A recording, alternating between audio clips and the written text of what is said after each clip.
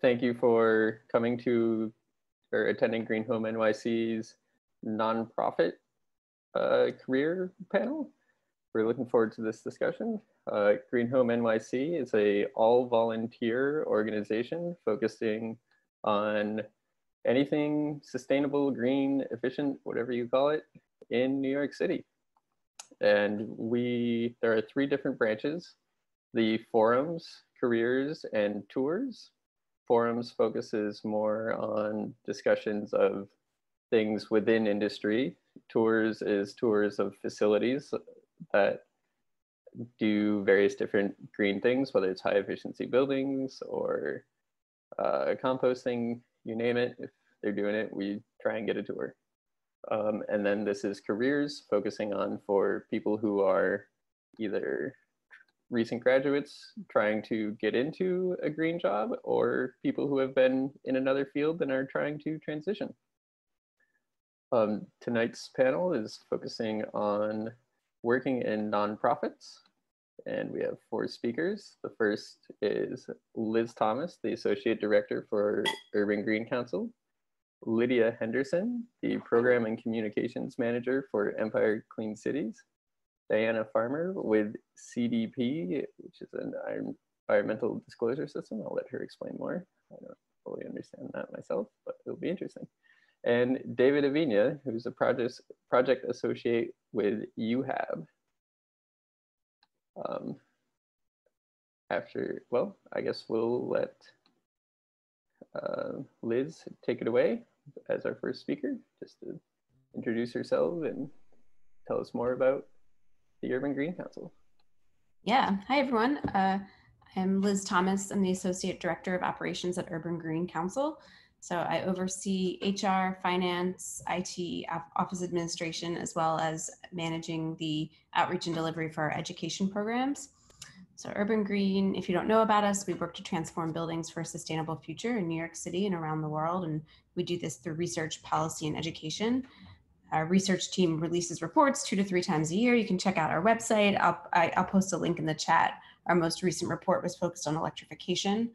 Our policy team works with a wide range of stakeholders, including city and state officials, other nonprofits, building owners, unions, to make policy recommendations. Our education programs, which I work directly with, are created for people who design and build buildings. So we have some shorter programs. We also have full day programs around the energy code, and also G-Pro, which is our program really for building operators, plumbers, electricians. So it's a little bit about Urban Green.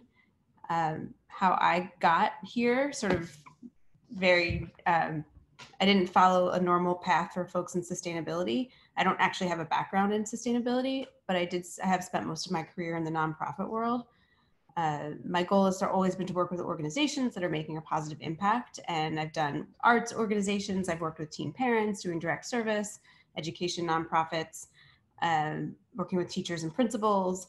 And at each place, I've sort of learned as much about what I do like as much as I did about what I don't like. One of the reasons that I was interested in Urban Green was the fact that I didn't have a sustainability background, and I wanted to learn something about that. The job is a really good fit for my skill set. Just the scope of what I would be working on interested me. I also sort of realized for me personally, I wanted a more internal functioning job, as opposed to being out specifically being the person delivering the programs. And I also liked working at smaller organizations because you get a chance to learn about different departments, what you like, what you don't like, and sort of have more of an impact with a smaller team. So that's sort of about me and how I got here. So I'll pass it on to the next person.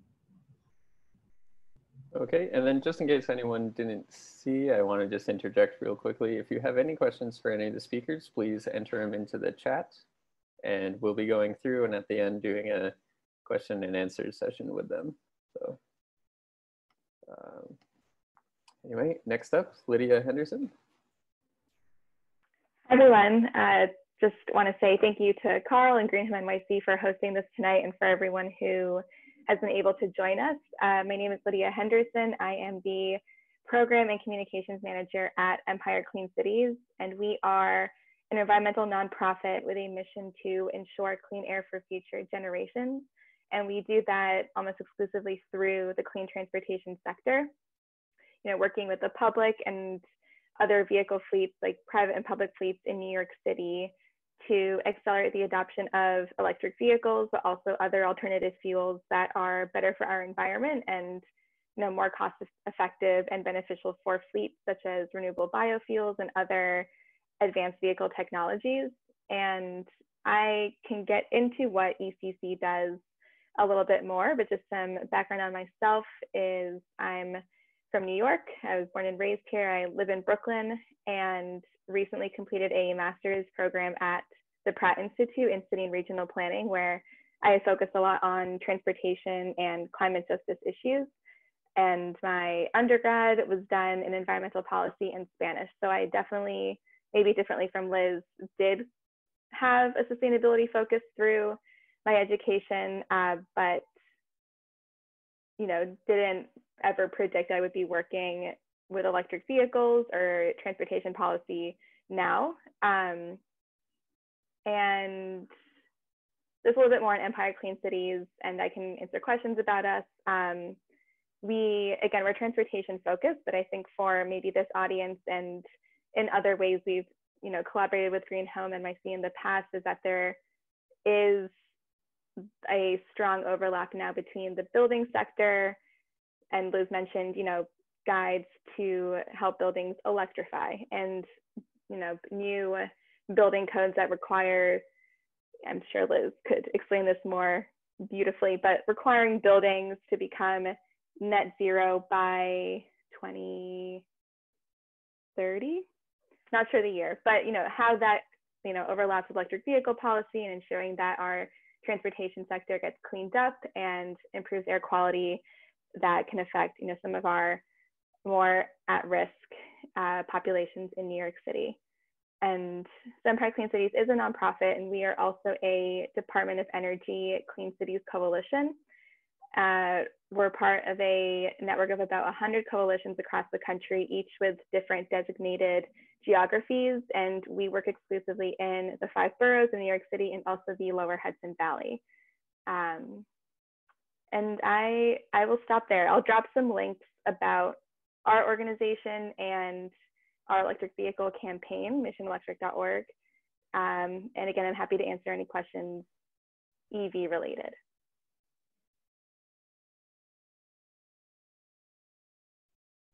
Okay, thank you. Diana with the CDP. Hi, and welcome everyone. Thanks for joining, and to Green Home NYC for hosting us. So yeah, I'm currently working as a sector lead, specifically on the corporate engagement team of CDP North America. For those of you like Carl who don't know what CDP is or does, we are a global environmental nonprofit founded over 20 years ago. So our main goal is focusing investors and companies and cities actually on their environmental impact. So our theory of change is disclosure, insight, action, which is to say that companies and their stakeholders gain insight through this disclosure process on their environmental impacts, and those insights basically drive and direct what actions they take. So we request and collect environmental data in 3 key categories: climate change, forest management, and water security, from organizations all over the world. And we pass this information back to CDP's 2 main stakeholder groups that are key to our disclosure model, which are investors and then big corporations that tend to have large purchasing teams. So companies like Walmart or Target that are just purchasing huge quantities and then trying to use their purchasing power to influence the suppliers to disclose and to consider their impact on climate change or deforestation. This goes all the way down the supply chain to kind of, the tier 3 or 4 suppliers that are really for example, the cattle, livestock managers in Brazil that are managing like small herds of cattle that end up in like our car seats, for example, as leather. So that's kind of our theory of change, is just getting all the way down the supply chain, and also using investors' capital to try to pressure companies to change and to disclose. And like I said, we also provide a platform for cities, states, and regions to submit environmental information. And the main users of all of the information we collect, and we also give scores on companies' disclosure. They are institutional investors, purchasing organizations, and then policymakers who use our data and insights to make better decisions. So a lot of our data ends up in a lot of places that many people probably don't know about, including people like me that work at CDP. Our data goes into a lot of governmental reports and policy white papers. So I think that pretty much sums that up. I guess in addition to driving disclosure, we also run campaigns to encourage companies to commit to action, such as setting net zero commitments or setting science-based targets.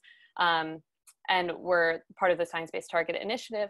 So we're kind of focused on transforming the systems that are in place. So for example, the net zero commitments, trying to really transform the energy market by increasing demand from companies as opposed to just setting up like solar panels on their property. So just kind of pooling all of our resources and trying to press different pressure points to get the systems to change that we're all operating in.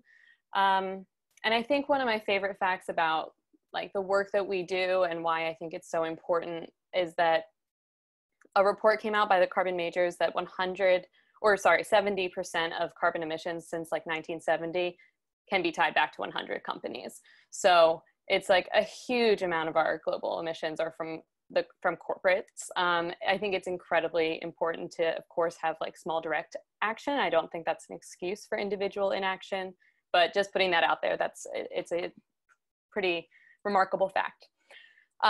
So sorry, that was a little bit long, but I just wanted to try to explain what we do. And then about me, I'm kind of a generalist by nature, but love digging into details and data. So CDP has been a really good fit for me. I get to talk high level with sustainability teams and corporations and talk kind of big picture about sustainability, but then also dig into the data they disclose through CDP every year. And I actually have a strange background. My background is in executive recruiting. I did that for a very long time after I finished my undergraduate degree in international affairs and history. I just kind of fell into this job and recruited C-suite executives to organizations, mainly in transportation, but also in nonprofits and NGOs and IGOs specializing, in international development. So my lifelong passion for environmental justice and social justice issues kind of led me to pivot my career. So I decided to pursue a graduate degree, and I did an MBA in sustainability program at Bard College, and through that worked on a consulting project with NASDAQ around this issue of disclosure. And then that's kind of how I've gotten to where I am today. And overall, I think what we're doing is a very different kind of impact at CDP to drive like systems change and how money is invested, or like how purchasing organizations invest their money by the supplies they're purchasing. But my advice, I think, if you don't know exactly what job you're looking for or what organization you'd like to work for, is to consider what kind of impact you'd like to have. And I think we need people working at all angles at this point. I mean, we have 10 years to kind of get things under control, according to the IPCC report. So I definitely have passion for more direct impact and solutions, but that's something that really helped me consider where I wanted to be and what I wanted to do. And I'll pass it back to you, Carl. All right, thank you. And then finally, David Avina with UHAB. Yeah, thanks, Carl. Very impressive, everyone else. It's awesome to be on the panel with you all. And also thank you to Carl and the rest for inviting me here.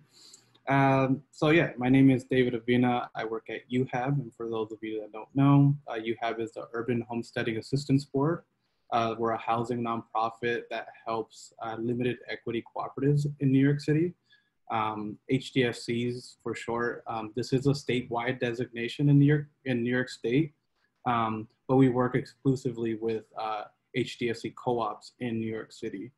Some of the work that I do, I work in the Member Services Department as part of the Energy Services team, and with that work, I'm working directly with buildings and board members on the co-ops to, figure out an energy efficiency plan for the building, consult with them about acquiring solar for the building, looking at electrifying certain parts of the building. And all this work is kind of founded on the fact that a lot of the neighborhoods that we work in were disinvested and are red line neighborhoods or historically red line neighborhoods. And so the buildings that we work with are deficient in a lot of different ways, from the physical systems also to the financial of the buildings. So a lot of the work that we do is to make sure that the buildings kind of catch up to kind of modern day and efficient standards. And so I work with buildings that have $1 million arrears or haven't replaced a roof in like 40 years, and all that's really bad if you don't know. And yeah, a little bit about myself. I am not originally from New York. I'm from Los Angeles, East LA, for those of you that know. I went to Cal, UC Berkeley, and I was a transfer student to UC Berkeley. So to all your transfers out there, what's up? And I moved to New York City just to kind of find a little challenge. I was very proficient in like California policy and ecology, and I wanted to just get out of my comfort zone. And so I came out to New York City, somewhere completely different, obviously across the country. And I started out as a barista. So, I was working in customer service for a very long time. And I was working in customer service when I moved to New York City for a while, up until a year or so ago. So, for those of you that are worried about the kind of economic recession that we're moving into, let alone just graduating college, and it's a very difficult time. It's not easy, and not everyone gets the perfect job right out of college. And so, it takes time. And it is, I would mention that it is especially hard for some people of color that kind of can't find opportunity in different spaces. And so being able to do the work that I do with the community that looks like me, being able to speak Spanish as well at workshops and, translate different things for people that look like me is amazing. And so I never thought I'd be working in housing, but I did want to work in environmental justice and work with the community. And so kind of finding that fit was great. And so, but it did take me a while to get to where I am, and I still am at the very beginning of my career. So yeah, that's just a little bit about me, and I could answer any questions about kind of, I guess, housing and buildings and other things New York City related. All right, great. Thank you all for going through and just giving a brief explanation of, I guess maybe it'd be interesting if we were to go through and just get a better sense of what sort of projects you individually have worked on, as opposed to just sort of the role that your nonprofits serve, and anything that you find interesting, the challenges of it, or specifically if there's any of them that you're able to do because you work at a nonprofit that you don't think you would be able to at a for-profit company. And since I didn't exactly prep you guys on that one coming at you, if anyone wants to volunteer while the others think, I'm sure they'd appreciate it.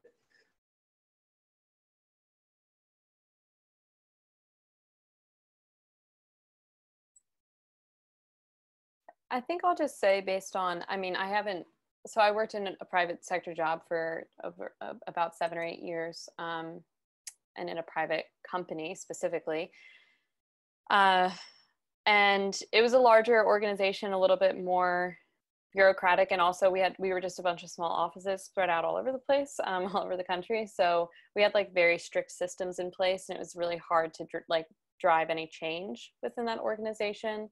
So I think it depends almost a little bit more on the organization and how it's organized, even geographically organized, as opposed to necessarily whether I think if it's a for-profit or nonprofit. I just haven't been in the nonprofit space, I think, long enough to know if it's like kind of a characteristic of nonprofits in general. But the one I work for now is very different. It's very, we can be very independent and proactive, and I can just do a project and have the support of my boss and just drive something forward without and knowing that it will lead to real change. So I think that might also just be a characteristic of the field we're in, because we all are looking for the biggest impact and like the most positive outcomes.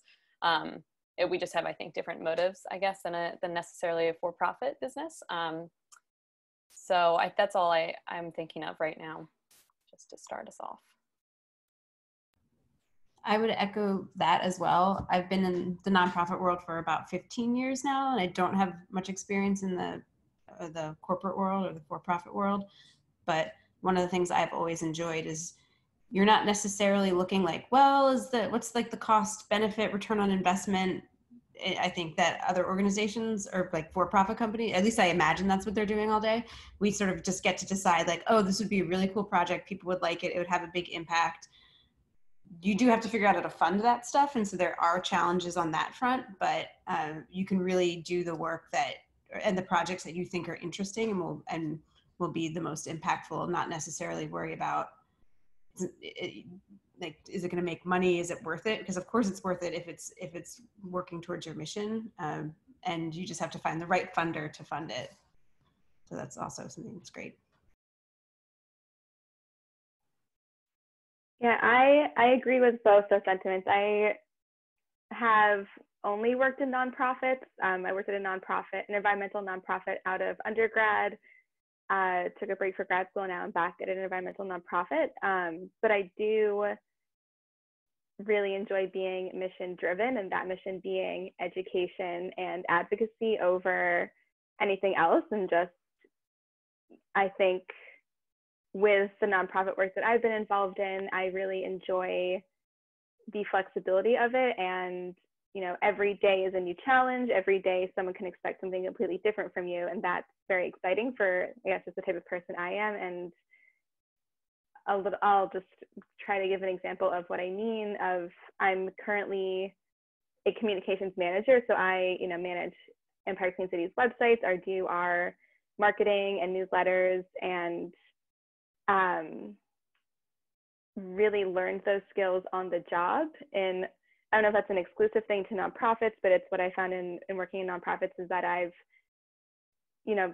constantly learning, and I'm constantly being open to new skills. And although I didn't go to school for marketing and I'm not a communications major, I've been able to learn those sort of like hard skills just with a sustainability mindset. And I'm not sure if that was completely coherent, but just the flexibility of nonprofit work, being able to meet all sorts of new people. I think nonprofits have,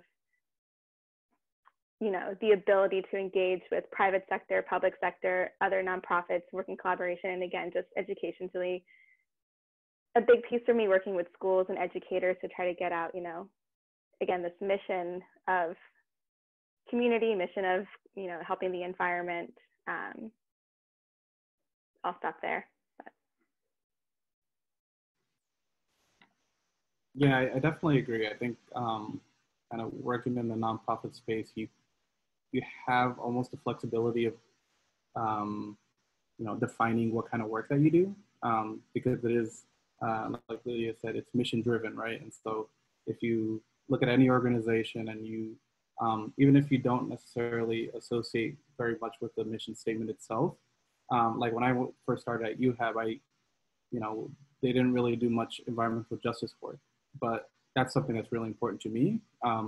And, of course, housing justice and environmental justice overlap. And so I try to push kind of the understanding of their work. And now what we're looking at is kind of recontextualizing the history of our organization through kind of the larger history of environmental racism. And so we're then kind of placing ourselves into that larger history and understanding that the founding of the organization was also an environmental justice sort of kind of awakening in some sorts. And, just to speak a little bit about kind of a more nuanced look of working in a nonprofit. I was also doing another job before this where I was contracted by the city to do different work.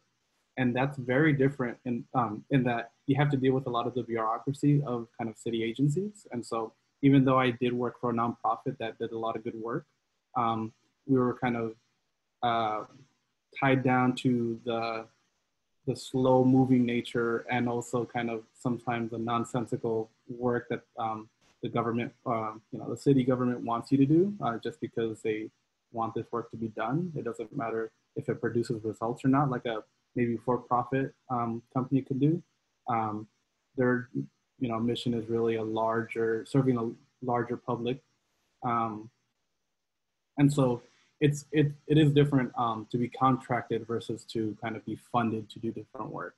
So there is nuance within the nonprofit space, in addition to not being exploited for your own passions. I think being someone that speaks Spanish and being one of the only people on my team that speaks Spanish, I have to do a lot of translations. I have to do a lot of that speaking, and so making sure that your own work and your own worth is kind of reflected in even the pay or even the kind of job title that you have is really important.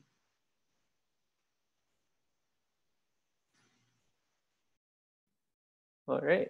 Well, I feel like we all have a pretty rosy idea of what it looks like to work at a nonprofit now, but I'm sure all of you must have some frustrations of things that you're not able to do because of that. I'd be interested to hear some of that if you have any. Maybe avoid naming any names too hard.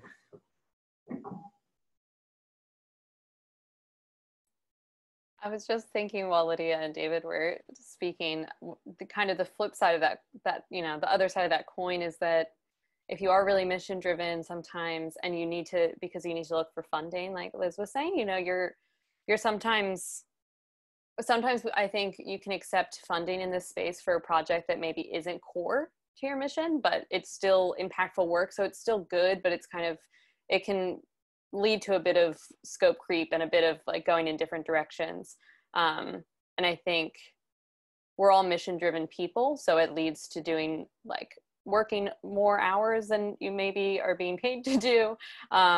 That's extremely discouraged even in my job, but it's really hard because we all actually are passionate about what we're doing. And there's so much work to be done because we are kind of resource strapped in a nonprofit organization. So I think, yes, you're able to explore a lot. You're able to do a lot of different jobs, like Lydia was saying, but I mean, that's kind of like the good side of that resource strapped nature. And the maybe the other side of that coin is that you can overwork yourself.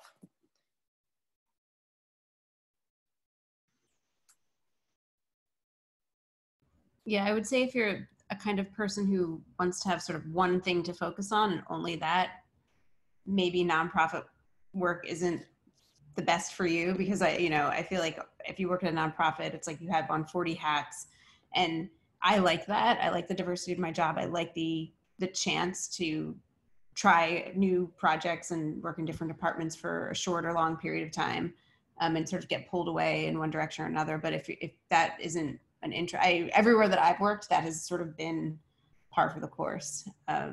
So I guess that could be a downside if you really just want to do one thing and you don't want to have to help write a grant or volunteer at the annual gala or work the table at registration for an event or something like that. Because those are typically things that you get pulled into whether you want to or not.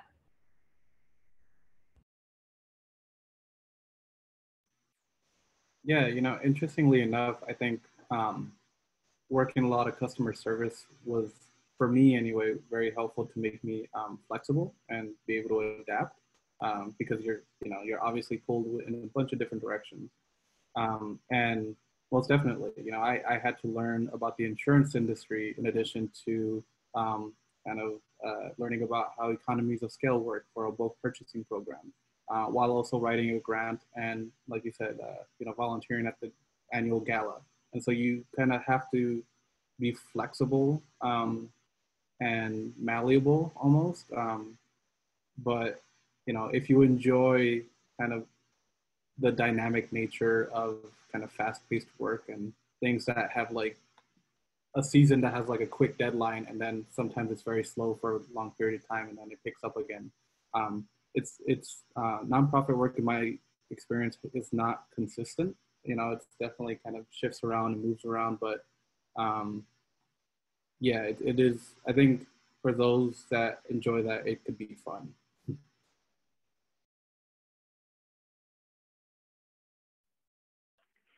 I don't think I have anything different to add. I think those are all key points. The, not lack of consistency, but just some days being slower than others. And even to Diana's point, some years being slower than others if certain funding isn't available one year and is available the next, or vice versa. So I think, right, it's sort of like a double-edged sword. You don't know what's coming at you, and sometimes that can be very frustrating, and sometimes that can be very exciting. It's interesting. Always, I feel like we can all sort of make our guess at what would frustrate somebody, but we always, when you actually ask that question, you hear answers that you weren't necessarily expecting. So I always find that a fun one to ask people myself. So I guess you're focusing more on just like the getting involved in your careers, or someone for finding a career. I guess I would like to put two questions toward each of you. Well, it's probably the same question, just worded differently, but what is some advice you would give to people currently looking to break into your industry? And what do you wish someone told you about looking for a job, or specifically about that industry, that you've since learned since being there? I guess for me, I wish someone had told me right when I graduated from college just to like chill out a little bit and be okay with like the crappy job that you have, and take time to just enjoy life with your parents' health insurance and like all that kind of stuff. Because I was very much like, all right, I got to get to work, I got to get a job, I got to get on this sort of path. And then my career has ended up in a completely different place than I had imagined it would be. And so I kind of wish that someone had said, take your time. The job that you have today isn't going to set you up or keep you from whatever great thing you want to do in 10 or 15 years. I think I would have been a lot less stressed out, and I probably would have not taken some jobs that weren't so great for me, because I sort of felt the pressure to get into the nonprofit world and start working.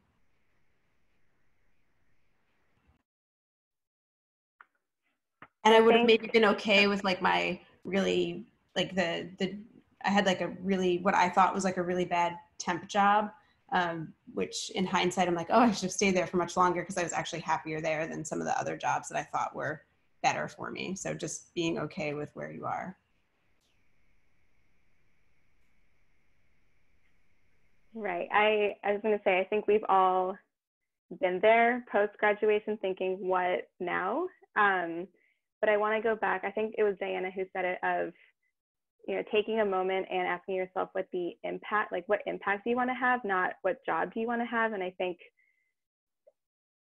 alumni networks can be really powerful, and just finding, or even just the internet, LinkedIn, whatever it is, and just finding that person and organization who is willing to talk to you, and taking the second to ask them questions and get a feel for the type of environment that their office might have, and just asking if you could see yourself there. And advice I would give is probably just to not, I think especially for women and maybe minority people who identify as minorities, just applying to a job even if you don't meet each bullet requirement, and just not being afraid to put yourself out there.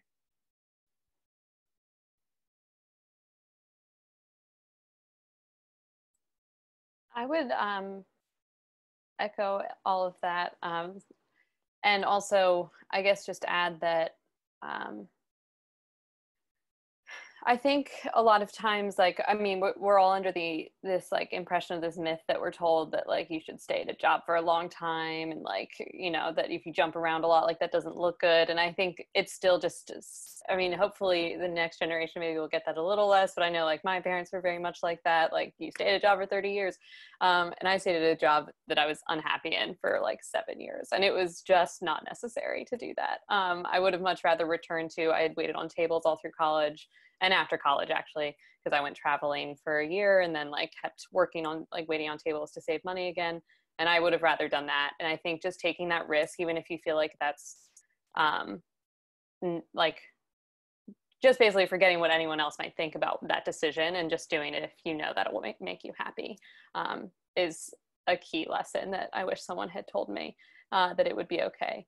And otherwise, I think, I know for me, going through a career transition recently, that I was like, I had 1,000 ideas. I wanted to do everything. I'm interested in so many things that I had to, it gave me a lot of peace to think about the fact that like these paths, I picture this as like a tangled knot of a yarn and then like shoots of yarn coming out of it. And like, I'm walking down one, some of the yarn ends, but like others continue in parallel. And I think it's really important to remember that some things won't necessarily be out of reach. The things that you're interested in might like manifest themselves later, if you keep being interested in them. So I think it's just important to not feel stressed out about what you're like missing out on, or, you know, that you've made the wrong decision, all of that stuff. I hope that made sense. Sorry, it's a little bit abstract. It made sense to me.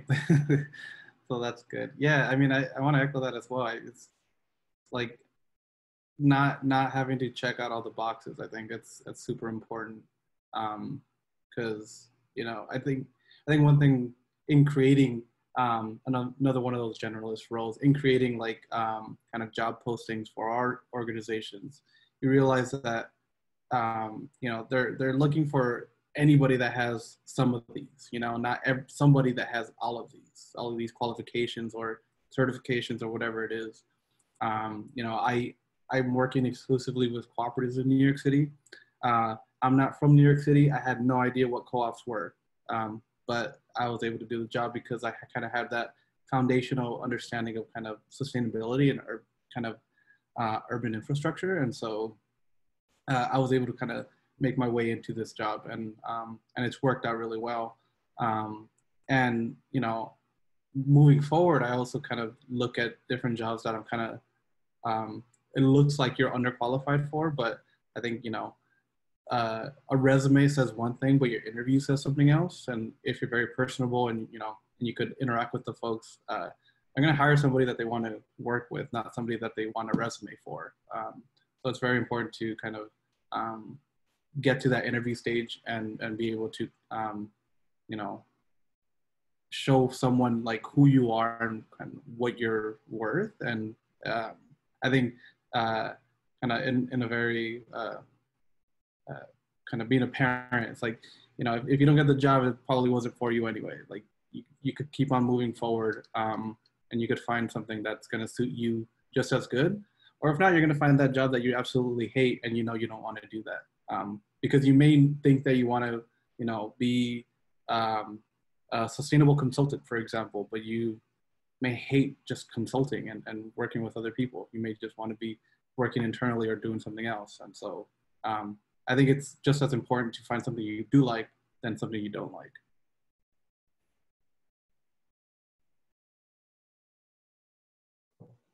Yeah, I imagine a lot of us can probably, each of you mentioned it. I know I had this experience too, looking back on my career search. Yeah, just wishing I didn't stress out about having the perfect job to, you know, I don't think anyone gets their dream job at 20. You know, you got to have some less than ideal ones that you look back on fondly in between them. So I reflects my experience too. So all of you kind of come from fairly pretty technical companies from the sounds of it, but from my understanding, Diana, you are the only one with a really technical role. Hopefully I didn't mischaracterize that. But I'm sure it would be interesting to hear each of you speak about, so many people think of sustainability and think like, oh, you've got to be like, have a background in environmental science, or you have to be an engineer. And I guess it would be interesting if you could each expand on different roles that your companies have that are not necessarily rooted in sciences, or that people without technical backgrounds fulfill. I mean, I'd say generally in most nonprofits, you have, a development team, which is like writing grants and fundraising. And so those folks are not technical in terms of like engineers and architects and things like that, but they have a deep passion about sustainability. We also have a, communications team. I'm on the ops team. And so all the things that make the office run and work, I manage. And without that sort of, and again, without a sustainability background at all, I remember the first staff meeting I went to, and everyone's talking about, at that point I didn't know what electrification was. I didn't know what any of these things were. And so I was like taking notes and like Googling stuff and like, what's a building envelope and like all that kind of thing. So if you're sort of immersed in it, you learn it really quickly. But I think that we have tons, and then our education team, obviously we have people who have expertise in writing curriculum and instructors who are very knowledgeable, but we also have folks who are delivering those programs that aren't necessarily, don't necessarily have that background when they come to the job.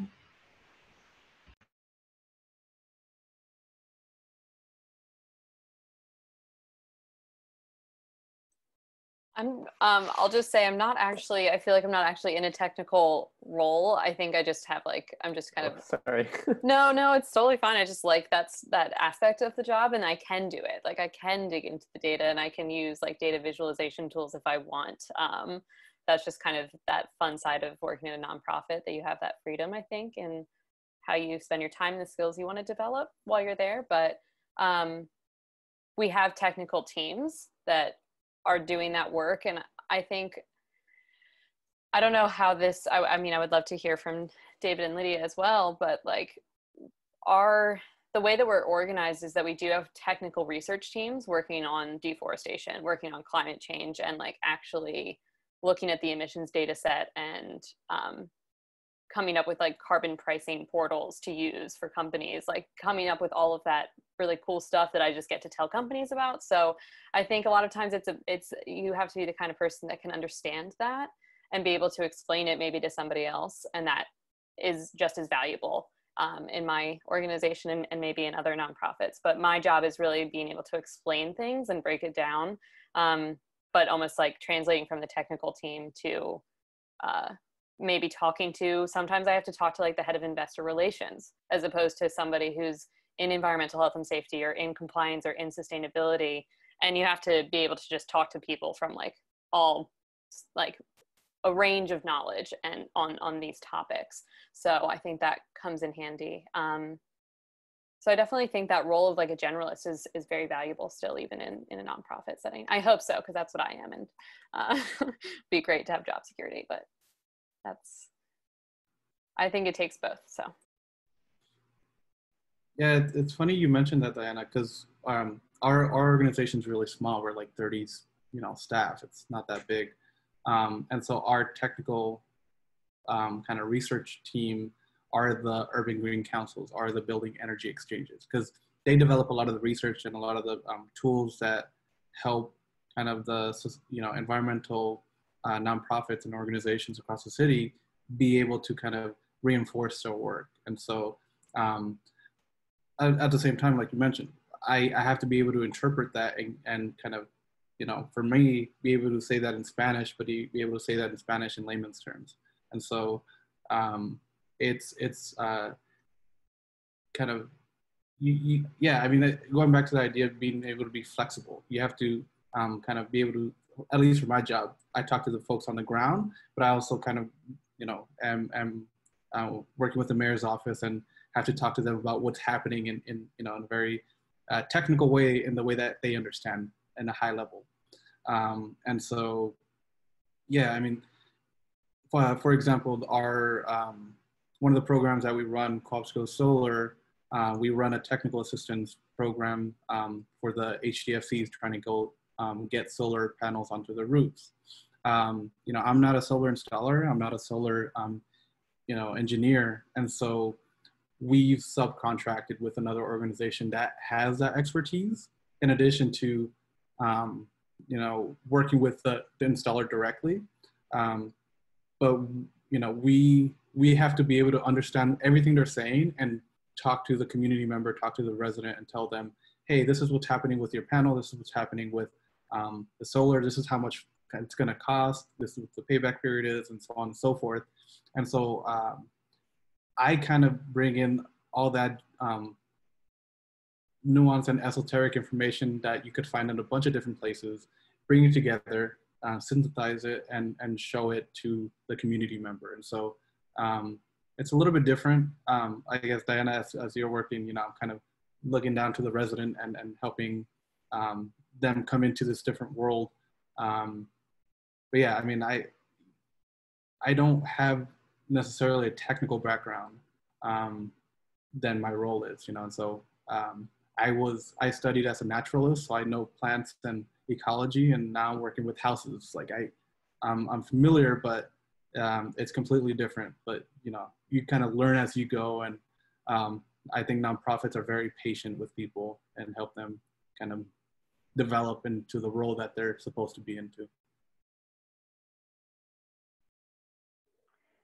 Yeah, I think flexibility is a key point. And I think if you are thinking about applying to a job at a nonprofit, be prepared to be flexible and, you know, take things as they come and learn new skills. And not to, well, David, you did say you work at a small organization. Our nonprofit is currently our executive director and myself.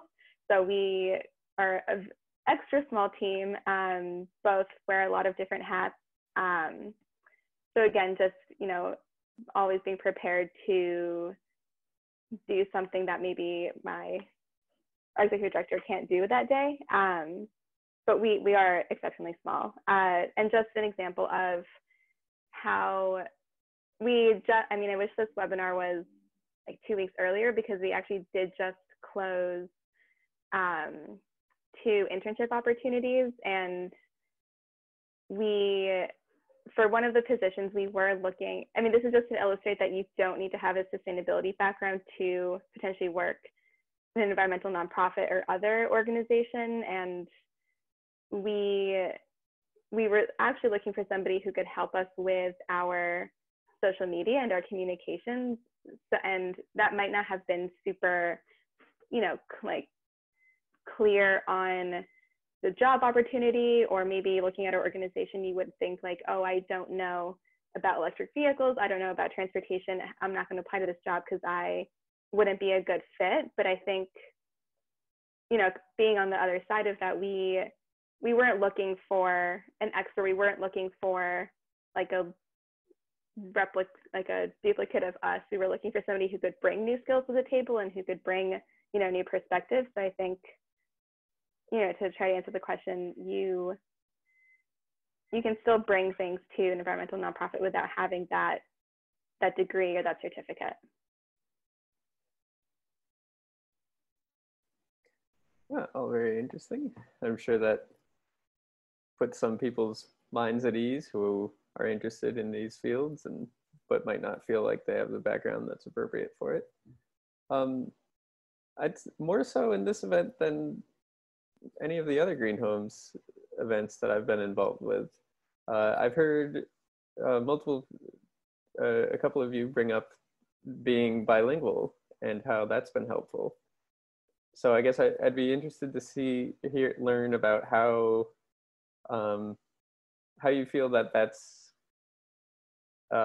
either helped advance your career, helped get you to where you are, or what values you see in that you know, might not just be obvious in that you can speak more than one language.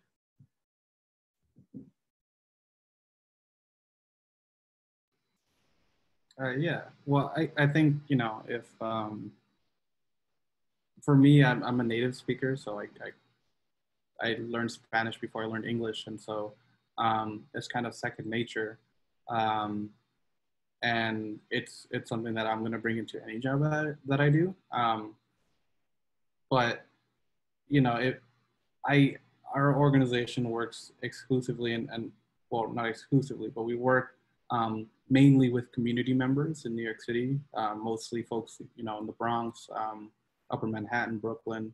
A lot of them speak Spanish, and so it's very important for the organization to bring in people that speak different languages, because if you don't, then you're not really kind of serving your mission. So if you're a community-based organization working with the community and you can't speak to them, you're not doing your job. And so it's imperative for a lot of organizations to bring in these different language skills into the organization.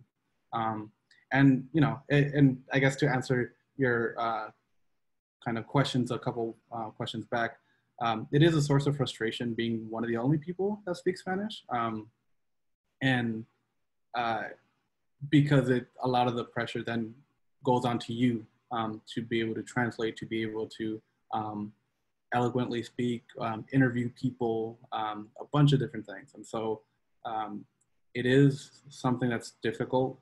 And like I said before, it's something that you have to be sure working in a nonprofit that it's not extractive to you, because a lot of people go into nonprofits hoping to kind of get away from that corporate mindset where it's all about the money. It's more about mission driven. You know, the nonprofit industrial complex does exist, and the kind of moving where the money is a significant kind of tangent to what nonprofits are supposed to be. And so I think using your skills for the reasons that you want to use them is super important, not for like whatever other reason that the organization, nonprofit wants you to use. So for me, it's part of my identity. And so it's important to kind of monitor and take care of that sort of skill. Yeah, I think that's an interesting question. I am also a native Spanish speaker and I identify as Latina. My mom's from Peru. And I double majored with Spanish in college. And, you know, that being said, I've never been in a position in my career to have to use not have to use it, but have to speak Spanish to a group, or, you know, sort of be, you know, tokenized as like, Lydia speaks Spanish, we'll just use her as a free resource. I think everything David said is really important. And for Empire Clean Cities, as we grow and do try to become more involved with community-based organizations and do try to, you know, as we strengthen our focus of environmental justice communities, as they have, you know, the worst air quality in New York City, I think I'm excited to use my Spanish skills. But yeah, I think that was an interesting question, Carl. I'm not sure if I quite answered it. But.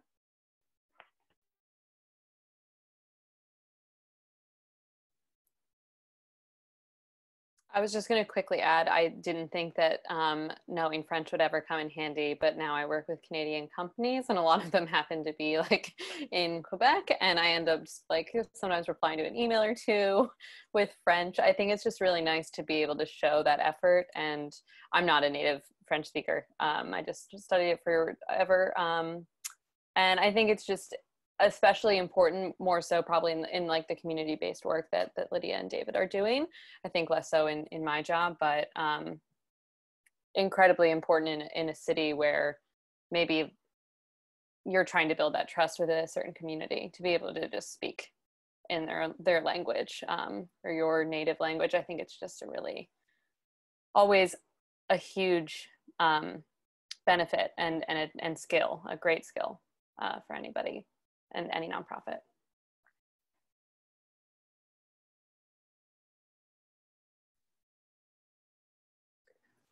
Interesting. I know I've certainly run into frustrations of not speaking other languages in my personal career of, going onto a site and someone there is English isn't their first language and we're kind of having a hard time communicating. So I've certainly felt the frustration of not being able to do that. But I hadn't considered that if it becomes known that you are able to do that, that you become, almost Lydia, I think you said this, like the token, that language speaker that everyone just goes to. And I can certainly see how that could become frustrating at times. I guess this is probably more targeted towards Diana, but if any of you can chime in on it, we'd all be glad to hear it.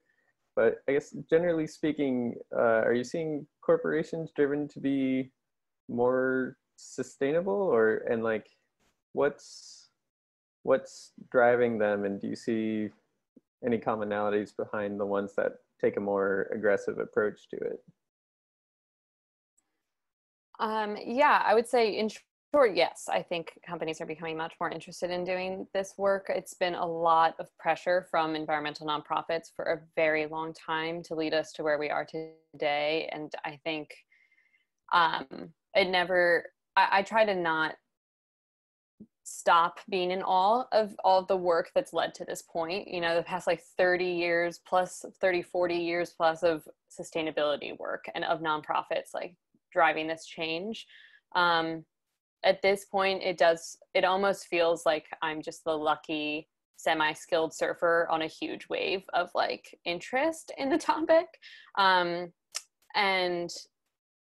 I think a lot of that has to do with I hate to say it, we haven't brought it up, but what's going on with coronavirus.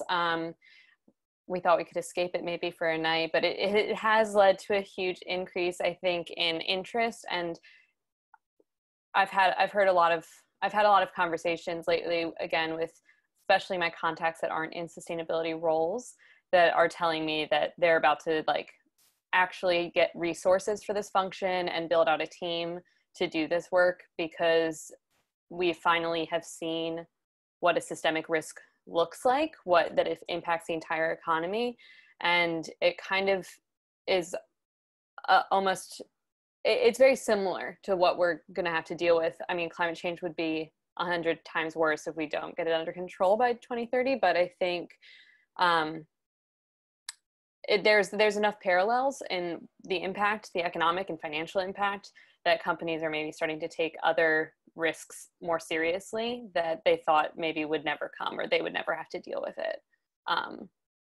So definitely really, really positive and encouraging conversations that I've been having with companies who've never taken this seriously before, and that we have to drag like kicking and screaming to the disclosure process, are now like, we're like getting resources, or we want to take this seriously. Like, how do we set targets? And I'm like, oh boy, okay. We have to start at the beginning. So it's really encouraging. Hopefully it'll be enough.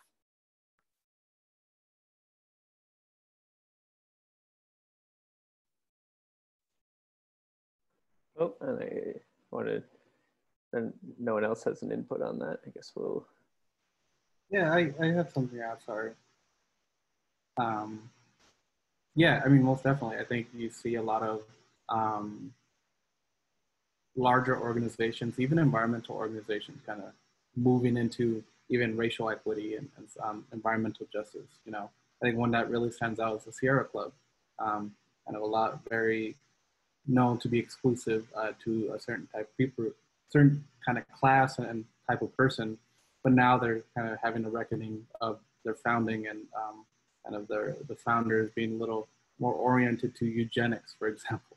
And so it's great to see. And even just kind of the typical larger company that is starting to look at maybe they're looking at their supply chain and how do they kind of change it up and be a little more sustainable. I think, even in the renewable energy space, a lot of companies are moving towards solar and wind. And the big thing, kind of the big fight right now within the environmental justice organizations is to be sure that a lot of that work isn't privatized. It's not just kind of there's a lot of money in sustainability. There's a lot of money in sustainability, but kind of, I guess, in short, they just don't want to make sure, they want to make sure it's not gentrified, you know? They want to make sure that all that kind of renewable energy and kind of good things of sustainability stays at the local level for the people that they're working with, right? So for me, it would be the limited equity cooperatives, trying to get them kind of more, be more of an authority within the energy space, and so be able to save money and so on and so forth. So I think one of the terms right now is kind of, we don't want the oil, or the phrases, we don't want the oil barons to turn into the solar barons, you know, shifting that kind of, really just shifting the finances from what caused climate change to what's going to solve climate change, but really kind of the root cause is capitalism and consumerism. And so making sure you're kind of fighting against that.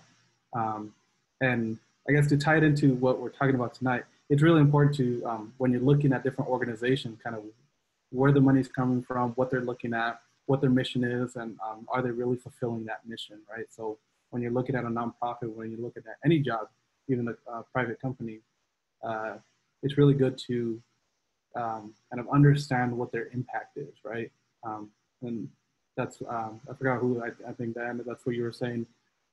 It's really important to know what you want to, what the impact you want to have, not just the role that you want to have, not just the kind of job title you want to have. It's really important. Yeah.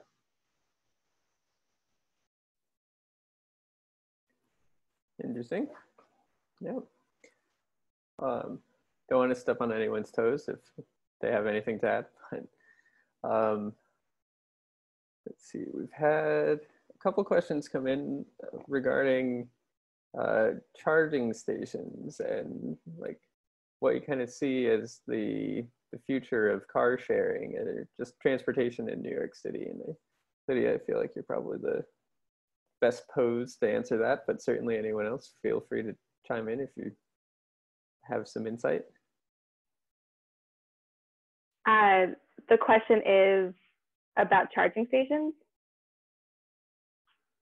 Yeah, or just like what you see as the future of, you know, whether you see that being something that actually takes off in the city or. Mm-hmm. That's a big question. To reiterate a little bit, so Empire Clean Cities works on education and outreach for a whole suite of alternative fuels, one of which are electric vehicles. And in our region of New York City in the Lower Hudson Valley, that is, you know, there's the most traction and policy for EV adoption. So we do have a larger focus on, you know, electric vehicles as an organization. And we, you know, I would encourage you to go to missionelectric.org. We have like a lot more resources on there than I could describe in this presentation, but we work on the individual level of, you know, speaking with drivers, mostly in Westchester County and the Hudson Valley, of if you already own a vehicle and you're thinking about purchasing a new one, go electric. They're more affordable. They're better for our environment. There are lots of incentives available to install electric vehicle charging in your home. For developers and building owners and co-ops, there are also incentives available to install electric vehicle charging in garages and public garages and parking lots. The city is even introducing a pilot, hopefully by early next year, to have electric vehicle charging stations on the curb. So where you would just pull up to the side of the street and park, there would be, in the same way that a light post or one of those parking meters would be, there would be a charging station. And we, additionally to individuals, we also work with for-hire vehicle drivers and the Taxi and Limousine Commission to encourage EV adoption in the for-hire vehicle space, like Uber and Lyft and yellow taxis. And then there's also a lot of traction for medium and heavy duty electrification. So thinking MTA, transit buses, and school buses. And the technology is definitely there. There are more and more electric vehicle models becoming available each year. In New York City, well, not New York City, in New York State, there are currently over 50,000 registered electric vehicles, and that trend is just increasing, and I think it's increasing nationally as well as internationally. I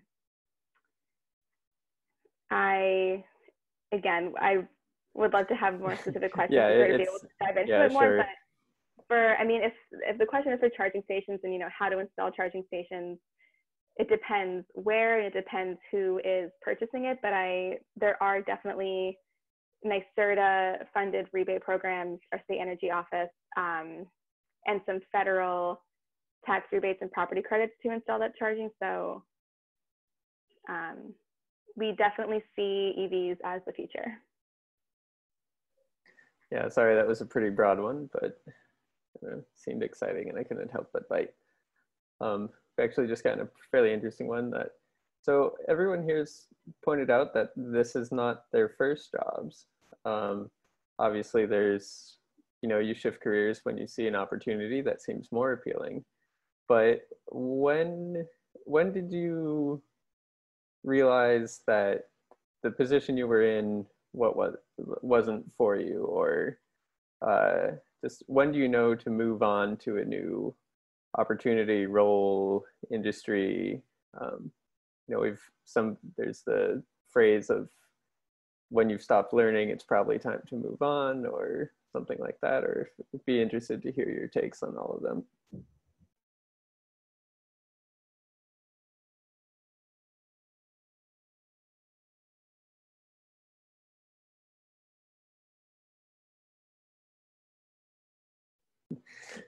Sorry, maybe that one deserved a little more thought. Tough question. I guess for me, I sort of thought I wanted to do more direct service work. And so I sort of had to do that for a couple years and not like it, to realize that I wanted to do something else. And so I think it probably is just sort of an individual experience when you're just realize like, wait, I'm not, like, this was exciting. This is what I thought. This is like literally word for word the exact job that I thought that I wanted, and I've been doing it, and I don't think I like it.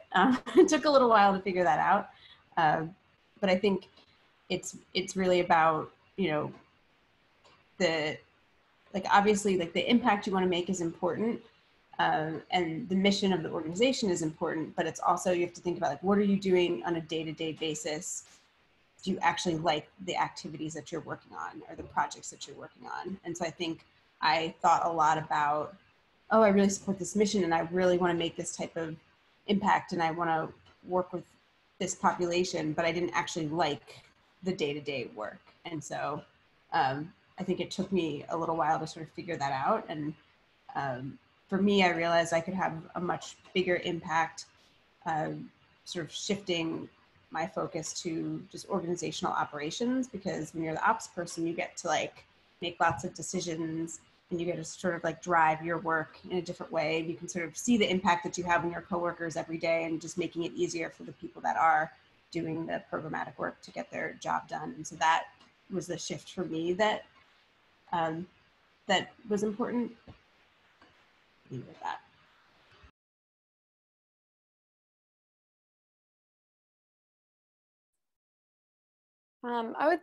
I think that Liz made a few really great points. I think definitely the tasks that you're doing on a day-to-day, this one is actually just hard for me to answer because I was so unhappy at my old job. It was so obvious. But I think, yeah, definitely the tasks. And the other big one that stood out for me was that none of the other jobs that existed in the organization were appealing. You know, it wasn't like, I had nowhere to really grow. So I think I might have appreciated what I was learning. And then of course I appreciate some of the skills that it gave me, even if there are good things, I think, in any job, but knowing that there was nowhere to grow was huge. A huge sign for me that I really needed to move on.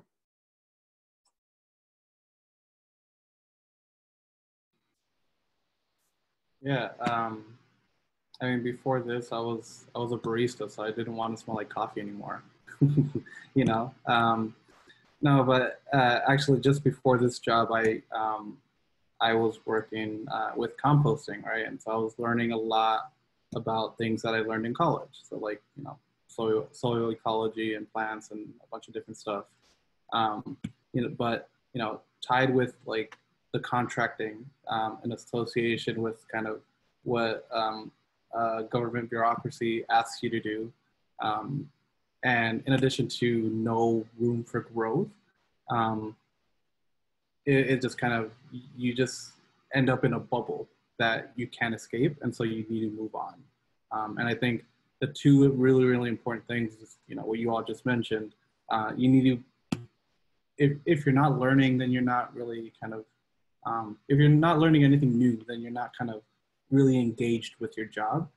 Um, and if you don't see anywhere that you could kind of step to the side or even step up into a different role, then it's probably a really difficult job to be in, because you don't see yourself expanding into this organization, especially nonprofits.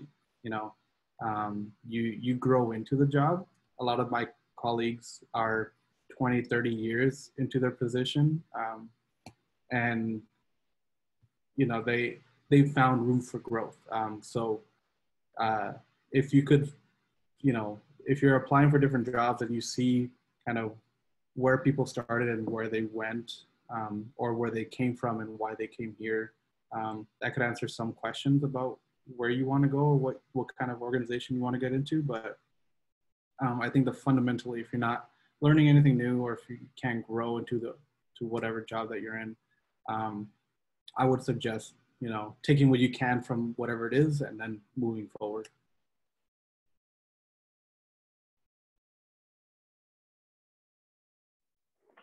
I'm not actually sure if I can answer this question because I haven't gone through a large job transition recently. I worked at an environmental nonprofit in Hawaii after graduation that was actually also a Clean Cities Coalition, similar to Empire Clean Cities. They were called STITCH, the Sustainable Transportation Coalition of Hawaii, so same Department of Energy program.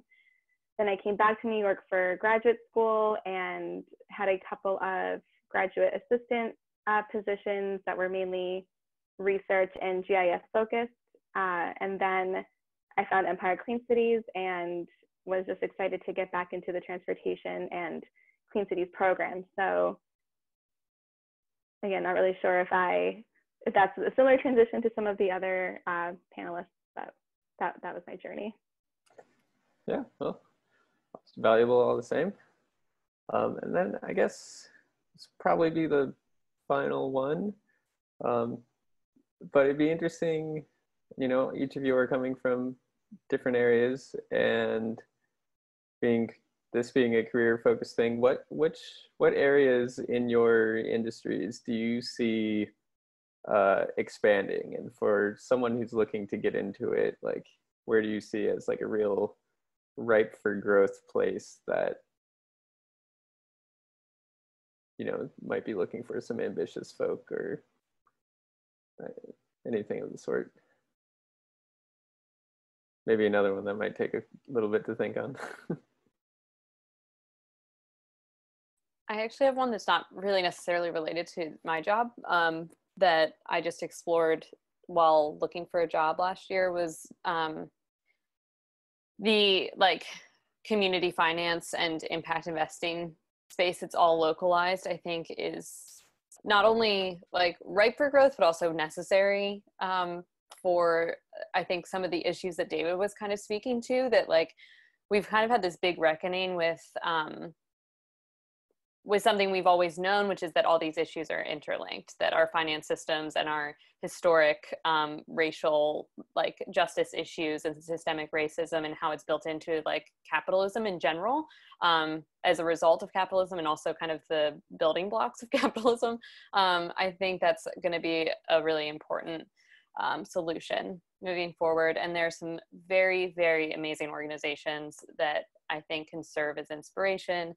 especially in Boston. And if anyone's interested in impact investing or that kind of community-based finance, feel free to reach out. I have a lot of resources and would love to send you down that rabbit hole.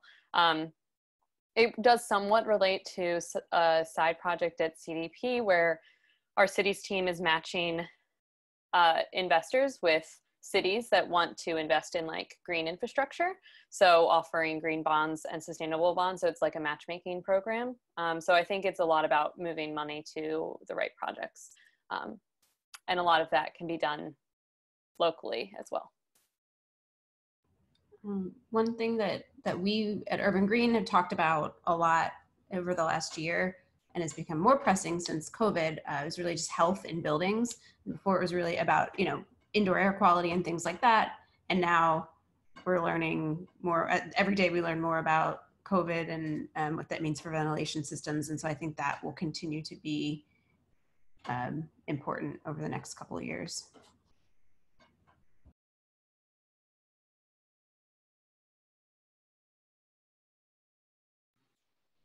Yeah, I think similarly, working with buildings, or even working with cars, transportation, there's no shortage of work.